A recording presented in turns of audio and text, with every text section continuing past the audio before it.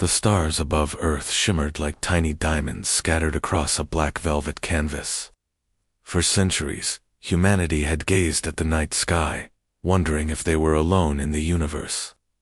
On this particular evening, however, the question was answered not with whispers of hope or friendship, but with an ominous presence that sent shockwaves through every corner of the globe. It started as a faint glimmer on radar screens, something unusual yet unremarkable. But within hours, the glimmer grew into a massive fleet of alien ships, hovering just beyond Earth's atmosphere. The vessels were enormous, their sleek metallic surfaces reflecting sunlight in eerie flashes. They moved with precision, forming a perfect circle around the planet. Humanity's first contact with extraterrestrial life had arrived, and it wasn't peaceful. Captain Ryan Carter stood in the command center of the global defense grid, his eyes fixed on the monitors displaying live footage of the alien armada. His jaw tightened as he processed the sheer size of the ships. Each one was larger than any aircraft carrier ever built, and there were dozens of them. "This isn't exploration," he muttered under his breath. "This is domination." Nearby, Dr. Laura Bennett adjusted her glasses, her fingers flying over a keyboard as she analyzed data streaming in from satellites. She was part of the scientific team tasked with understanding the mysterious visitors, who called themselves the Krill Dominion. So far, communication attempts had failed miserably. Every signal, sent whether in English, binary code, or even mathematical sequences, was ignored. Instead, the aliens broadcast a single message in broken English: "Your world will kneel." The words echoed in the minds of everyone who heard them. Panic spread quickly. News outlets broke the story live, showing images of the alien fleet looming overhead. Social media erupted with fear and speculation. Some people prayed for salvation, while others prepared for the worst. In cities around the world, lines formed outside grocery stores as families stocked up on supplies. Governments declared states of emergency, urging citizens to stay calm, but no one listened. President William Hayes convened an emergency meeting with military leaders and scientists. The room buzzed with tension as experts debated the next steps. Should they retaliate, surrender, or try diplomacy one more time? Laura raised her hand hesitantly. "We need to decode their language," she said firmly. "There might be a pattern we're missing. If we can understand them, maybe we can negotiate." Ryan shook his head. "Negotiation won't work," he replied grimly. "Look at their formation. That's not the posture of someone here to talk. It's the stance of an invader." As the hours passed, the situation grew more dire. Fighter jets patrolled the skies, ready to intercept any hostile moves. Orbital defense platforms armed with cutting-edge lasers powered up, though everyone knew they were woefully outmatched. Civilians watched helplessly as news anchors speculated about humanity's fate. Then came the moment everyone dreaded. A bright flash lit up the sky as one of the alien ships fired a warning shot, a harmless blast aimed at empty space. It was enough to silence the entire planet. The message was clear: resistance would not be tolerated. Back in the command center, Ryan clenched his fists. He glanced at Laura, whose face was pale but determined. "If they want a fight," he said quietly, "we'll give them one." But deep down, both of them wondered if humanity stood a chance against such overwhelming odds. The world held its breath as the alien fleet loomed above Earth, casting long shadows over humanity's fragile sense of security. President William Hayes stood before a podium at the United Nations headquarters, his expression grim but resolute. Behind him, flags from nations around the globe hung motionless, as if even they were frozen in anticipation. Cameras flashed and reporters leaned forward, desperate to capture every word of what might be humanity's final stand. "People of Earth," Hayes began, his voice steady, despite the weight of the moment. "We face a threat unlike any we have encountered before. The Krill Dominion has come to our skies with hostility and arrogance. They demand our surrender, but let me make one thing clear. We will not bow. We will not kneel. Humanity has faced challenges before, and we have always risen to meet them. His speech was met with scattered applause, though it did little to ease the tension gripping the room or the planet. Hayes went on to reveal Project Eclipse, a secret initiative developed over decades by scientists, engineers, and military strategists. While he didn't disclose specific details, he assured the world that humanity had prepared for this day, even if no one had dared to believe it would come. In orbit, aboard the defense platform Skyguard, Lieutenant Samantha Brooks listened to the broadcast while running diagnostics on her fighter jet. Her hands moved quickly over the controls, but her mind raced faster. She admired the president's words, but she couldn't shake the feeling that waiting for the Krill to act was a mistake. If they're going to hit us, why give them time to prepare? She muttered to herself. Her thoughts were interrupted by Captain Ryan Carter, who entered the hangar with a clipboard in hand. "Brooks," he called out, his tone firm but calm. "How are the engines holding up?" "They're good, sir," Samantha replied, straightening up. "But I still think we should strike first. Why wait for them to make a move? We've got fighters ready, and risk starting a war we can't win." Carter cut her off, his eyes narrowing. "We don't know what those ships are capable of. If we attack blindly, we could lose everything." He paused, then added softly, "Patience is our best weapon right now." Down on Earth, Dr. Laura Bennett worked tirelessly in a high-tech lab filled with glowing screens and humming machines. She had spent days analyzing the Krill's transmissions, searching for patterns or clues that might help decode their language. Finally, she found something: a series of repeating numerical sequences embedded within the broken English messages. It wasn't much, but it gave her hope. "This isn't random," she told her assistant, Daniel, pointing to the data on her screen. "Their language is mathematical. If we can understand their logic, maybe we can communicate with them." Daniel nodded, though skepticism lingered in his eyes. "Even if you crack their code, do you really think they'll listen? They've ignored everything we've sent so far." Laura hesitated. She wanted to believe there was still a chance for peace, but deep down, she knew the odds weren't in their favor. Still, she refused to give up. Every second mattered. Meanwhile, ordinary people struggled to cope with the looming threat. David Harper, a schoolteacher from Chicago, volunteered at a local shelter helping evacuate families to underground bunkers. His wife and young daughter had already been relocated, leaving him alone to assist others, as he guided frightened children into the safety of the concrete tunnels. He couldn't help but wonder if he'd ever see his family again. At the Global Defense Grid headquarters, tensions ran high. Chief Engineer Marcus Klein paced back and forth, checking systems and muttering under his breath. Project Eclipse was operational, but its capabilities were untested. "If we push it too hard, the whole network could collapse," he warned during a meeting with Carter and other senior officers. "We need to be careful." Carter nodded, though his expression betrayed his unease. Careful or not, they were running out of options. The Krill showed no signs of backing down, and time was slipping away. As night fell, the alien fleet remained eerily silent, their ships casting an ominous glow over the planet below. Humanity clung to hope, fear, and determination, all while wondering if tomorrow would bring salvation or destruction. The clock ticked relentlessly, each second feeling like an eternity. Humanity had spent days trying to reach out to the Krill Dominion, sending messages in every conceivable format: spoken language, mathematical equations, even musical tones. But the aliens remained silent, their massive ships hanging ominously in orbit like judgmental sentinels. Then, without warning, the silence broke. A transmission crackled through Earth's communication systems, loud and distorted. It wasn't in English this time or any human language, but it carried a tone that sent chills down spines worldwide.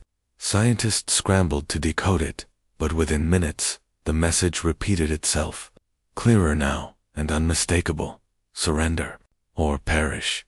Your choice ends in 72 hours. The ultimatum spread like wildfire. News outlets broadcasted endlessly, accompanied by images of the alien fleet looming above cities. People gathered in streets, parks, and churches, some praying for mercy, others protesting the idea of surrender. Social media exploded with debates about whether humanity should fight back or comply. The weight of the decision pressed heavily on global leaders. President William Hayes called another emergency meeting at the United Nations. This time, the mood was darker, heavier. Representatives from various countries argued passionately, their voices rising over one another. Some advocated for immediate military action, while others pushed for continued attempts at diplomacy. Amid the chaos, Dr. Laura Bennett stood quietly in the corner, her eyes glued to her laptop screen. She had discovered something new, subtle pattern hidden within the Krill's latest transmission. "Sir," she said softly, approaching Hayes after the meeting adjourned. "I think I've found something important." She showed him her findings, a sequence of numbers embedded in the message that matched previous transmissions but also hinted at a structure. Their language isn't just rooted in math, it's layered. If we can replicate these patterns, maybe we can send them a message they'll actually understand. Hayes nodded thoughtfully, but didn't look hopeful. "We're running out of time, Doctor. 72 hours won't be enough to test your theory, let alone convince them to stand down." Back aboard Skyguard, Lieutenant Samantha Brooks felt the tension growing thicker by the minute. Pilots drilled constantly, preparing for what seemed inevitable. She herself ran simulations late into the night, studying potential attack formations, and strategizing how to take down the largest alien ships. Still, doubt gnawed at her. Even if they managed to destroy a few vessels, could humanity really hold its own against such overwhelming odds? Captain Ryan Carter noticed her unease during a routine briefing. "You look like you haven't slept in days," he remarked, handing her a cup of coffee. "I haven't," Samantha admitted, rubbing her temples. "Sir, what happens if we lose? What happens to everyone down there?" Carter sighed, leaning against the wall. "We don't have the luxury of thinking about losing right now. All we can do is focus on giving humanity a fighting chance. On Earth, ordinary lives were being appended. David Harper volunteered tirelessly at the shelters, helping families settle into underground bunkers designed to withstand orbital bombardment. Despite his efforts to stay strong, fear crept in whenever he looked at the frightened faces around him. He tried to distract himself by teaching impromptu lessons to children huddled in the dimly lit corridors, telling stories of courage and resilience. Yet, when the lights went out and the echoes of distant conversations faded, he couldn't stop imagining worst-case scenarios. Chief Engineer Marcus Klein worked nonstop alongside his team, fine-tuning Project Eclipse. Sweat dripped from his brow as he double-checked calculations and rerouted power grids. "If we overload the system," he muttered to himself, "we're not just risking failure, we're risking everything." His assistant, Daniel, handed him another energy readout, his hands trembling slightly. "We'll get it done," Daniel said, more to reassure himself than anyone else. As the hours ticked away, the Krill fleet remained eerily still, their glowing hulls reflecting sunlight. In cold, metallic flashes, humanity waited, hearts pounding, wondering if the countdown would end in peace or devastation. The final hours before the Krill's deadline passed in a blur of frantic activity. Across the globe, cities emptied as civilians were ushered into underground shelters. Streets once bustling with life now stood eerily silent, save for the hum of emergency vehicles rushing to evacuate stragglers. Military forces worked around the clock, deploying every available asset to bolster Earth's defenses. The sense of urgency was palpable, as if the planet itself were holding its breath. Aboard Skyguard, Lieutenant Samantha Brooks sat in the cockpit of her fighter jet, running through pre-flight checks for what felt like the 100th time. Her hands moved automatically over the controls, but her mind raced with questions she couldn't answer. Would her training be enough? Could humanity really stand against an enemy so advanced? She glanced at the photo taped to the dashboard, a picture of her younger brother, taken years ago during happier times. "I'll make you proud," she whispered, though no one was there to hear it. Captain Ryan Carter paced the command center, his boots echoing on the metal floor. He monitored updates from ground forces, orbital platforms, and intelligence teams, trying to piece together a coherent strategy. Every report painted the same grim picture. The Krill fleet outnumbered Earth's defenses by a staggering margin. Even with Project Eclipse online, victory seemed uncertain. Still, Carter refused to give up. "We fight until there's nothing left to fight with," he told his crew during a brief meeting. "That's all we can do. Down on Earth, Dr." Laura Bennett remained locked in her lab, surrounded by glowing screens and stacks of data. Her discovery of mathematical patterns in the Krill transmissions had sparked hope, but translating those patterns into meaningful communication proved far more difficult than anticipated. With only hours left, she worked feverishly, typing furiously. As equations scrolled across her monitor, Daniel, her assistant, hovered nearby, offering suggestions and moral support when needed. "You're close," he said encouragingly. "I can feel it." Laura didn't respond. Her focus was absolute, her eyes darting between numbers and graphs. Finally, after hours of relentless effort, she found a sequence that mirrored previous Krill messages, but added a new layer of complexity. It wasn't much, but it might be enough to send a reply. She quickly drafted a message using the same numerical structure, embedding it with a plea for peace. "Send this immediately," she instructed the communications officer. Whether the Krill would understand or care remained to be seen. Meanwhile, ordinary citizens did their best to prepare for the unknown. David Harper finished helping a group of elderly residents settle into a bunker near Chicago. As he secured the heavy steel door behind him, he paused to take in the scene. Families huddled together on makeshift beds, children clung to their parents, and volunteers handed out blankets and bottled water. Despite the fear in their eyes, there was also a quiet determination. Humanity wasn't ready to give up, not yet. Back at the Global Defense Grid headquarters, Chief Engineer Marcus Klein oversaw the final preparations for Project Eclipse. Technicians adjusted power levels, ran diagnostics, and tripped every connection. The system's quantum disruptors were designed to create localized distortions in space-time, tearing apart anything caught in their radius. But the technology was untested on such a scale, and Klein knew the risks. "If we push too hard, we could destabilize the entire network," he warned his team. "Stay sharp." As the countdown reached its final stretch, tension gripped the planet. Fighter jets roared into the sky, drones patrolled the edges of Earth's atmosphere, and soldiers manned their posts, weapons ready. In orbit, the Krill fleet remained ominously still, their ships casting long shadows over the world below. Humanity braced itself, unsure whether the next sunrise would bring salvation or destruction. In the quiet moments between chaos, people thought about what mattered most. Samantha held her brother's photo tightly. Laura imagined a future where science bridged divides instead of widening them. And David prayed silently for a chance to see his family again. Whatever happened next, they knew one thing for certain: humanity wouldn't go down without a fight.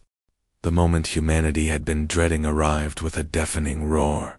As the Krill's 72-hour ultimatum expired, their fleet sprang into action. Bright flashes of light erupted from their ships, followed by devastating plasma beams that tore through Earth's orbital defenses. Satellites exploded in fiery bursts, sending shards of metal spiraling into space. The first wave of attacks targeted communication arrays and reconnaissance platforms, cutting off vital links between ground forces and orbital units. Aboard Skyguard, Alarms blared as Lieutenant Samantha Brooks scrambled to her fighter jet. Her heart pounded as she strapped herself in and powered up the engines. All squadrons, prepare for engagement. Captain Ryan Carter's voice crackled over the comms. His tone was calm but urgent, masking the chaos unfolding around them. Samantha took a deep breath, gripping the controls tightly. This was it, the moment they had trained for. The krill ships moved with terrifying precision, their sleek forms gliding effortlessly through the void. Smaller vessels detached from the larger cruisers, swarming toward Earth's remaining defenses like angry hornets. Samantha's squadron launched into the fray, dodging streams of enemy fire while unleashing missiles at the nearest targets. Explosions lit up the darkness as human fighters clashed with alien drones in a deadly dance. "Stay sharp," Samantha shouted to her team. She banked hard to avoid a plasma bolt, then locked onto an enemy drone and fired. The shot hit its mark, sending the drone spinning out of control. Cheers erupted over the comms, but there was no time to celebrate. More enemies filled the void, relentless and unyielding. On the ground, cities braced for the worst. Orbital bombardment hadn't begun yet, but everyone knew it was only a matter of time. Civilians huddled in underground shelters, listening to distant rumblings as explosions echoed in the skies above. David Harper stood near the entrance of a bunker, peering out through a narrow slit in the reinforced door. The horizon flickered with orange and red streaks, evidence of the battle raging overhead. He clenched his fists, feeling helpless but determined to protect those inside. At the Global Defense Grid headquarters, Chief Engineer Marcus Klein monitored Project Eclipse with growing anxiety. The system strained under the demands placed upon it, power levels fluctuating dangerously. "We're pushing it too far," he muttered to himself, wiping sweat from his brow. Despite the risks, orders came down to activate the quantum disruptors. With a heavy sigh, Klein gave the command. Knowing failure could mean disaster. Dr. Laura Bennett watched the battle unfold on live feeds, her stomach churning with guilt and frustration. Her final message to the Krilla, desperate plea for peace, written in their own mathematical language, had gone unanswered. She stared at her laptop screen, replaying the transmission in her mind. Had she made a mistake? Could she have done more? Daniel placed a reassuring hand on her shoulder. "You did everything you could," he said softly. But his words offered little comfort. Back in orbit, Captain Carter coordinated the defense effort, barking orders and adjusting strategies as the situation evolved. "Eclipse is online," someone shouted from the control room. A collective gasp rose among the crew as the first quantum disruptor fired, creating a shimmering distortion in space-time. Within moments, several krill drones were sucked into the anomaly, vanishing without a trace. Cheers erupted, but Carter remained focused. "Keep targeting their smaller ships," he ordered. "Don't let up." Despite the initial success, the cost of resistance became painfully clear. Pilots fell one by one, their voices silenced. Samantha gritted her teeth, refusing to give in to despair. She pulled off another daring maneuver, narrowly avoiding a collision before taking out another drone. Each victory felt hollow, knowing how many more enemies loomed ahead. As the battle raged on, the krill fleet began repositioning. Their massive mothership drifted closer to Earth, its ominous presence casting a shadow over the planet.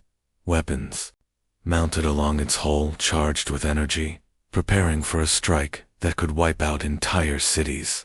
Humanity's courage burned bright, but the odds against them seemed insurmountable. And yet, amid the chaos, hope refused to die. For every life lost, another stepped forward to fight. For every setback, humanity found a way to adapt and endure. As the krill readied their next move, the defenders of Earth vowed to stand their ground, to prove that even in the face of overwhelming odds, they would not surrender.